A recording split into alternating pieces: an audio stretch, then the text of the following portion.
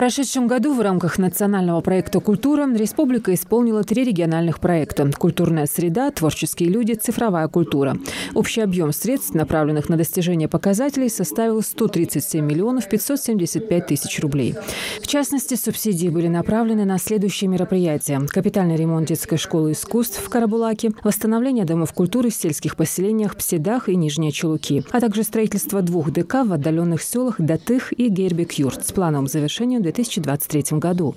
Кроме того, произведено техническое оснащение муниципального музея боевой и трудовой славы, обеспечение детской школы искусств в Малгобеке музыкальными инструментами, оборудованием и учебными материалами. А Сунжинскому районному дворцу культуры приобрели многофункциональный передвижной культурный центр.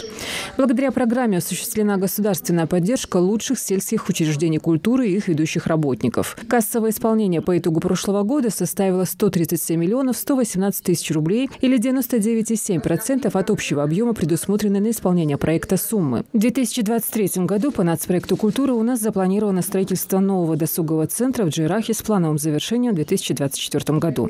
Мы проведем реконструкцию здания Государственного музея изобразительных искусств в Карабулаке. Осуществим техническое оснащение мемориального комплекса жертвам репрессий, сообщил руководитель субъекта. Общий объем заявленных в 2023 году средств – 88 миллионов 453 тысячи рублей.